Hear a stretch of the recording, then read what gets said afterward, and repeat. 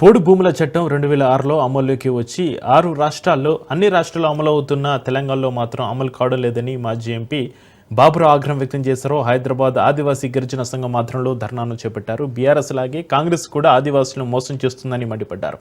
ఆదివాసీ గిరిజనులకు ఉన్న భూములపై పట్టాలు ఇవ్వాలని ప్రభుత్వాన్ని కోరారు. ఆదివాసీలు వేస్తున్న పంటలపై ప్రభుత్వ ధరణ ఇవ్వకపోవడంతో కనీసం ఏజెన్సీల ద్వారా అయినా అందించాలని వారు కోరారు.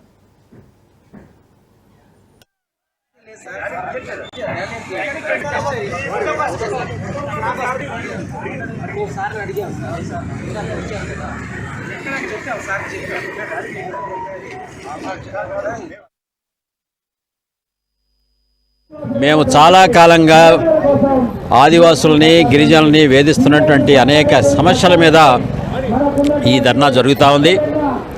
ముఖ్యంగా పోడు భూములు అనేటువంటివి 2006 చట్టం వచ్చిన తర్వాత దేశమంతా అమలు జరుగుతున్న తెలంగాణ రాష్ట్రంలో అమలు జరగలేదు, అమలు చేయలేదు. ఇప్పుడు కాంగ్రెస్ అపోజిషన్లో ఉండి మేము వస్తే నెల రోజుల్లోనే పట్టాలు ఇస్తామన్నారు.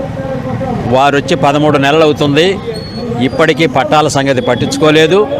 గిరిజనుల భూములు సాగు చేస్తూ ఉంటే ఫారెస్ట్ డిపార్ట్మెంట్లో ఆ భూముల చుట్టూ ఆ పట్టాల చుట్టూ కందకాలు తవ్వి అడవిలోకి వెళ్లకుండా ఆపేటువంటి కార్యక్రమాన్ని కింద చేస్తూ ఉన్నారు. సబ్ ప్లాన్కి ఎక్కువ నిధులు ఇస్తాం అని చెప్తున్నారు. ఈ సబ్ ప్లాన్ చట్టాన్ని 2017లోనే గత ప్రభుత్వం రద్దు చేసింది.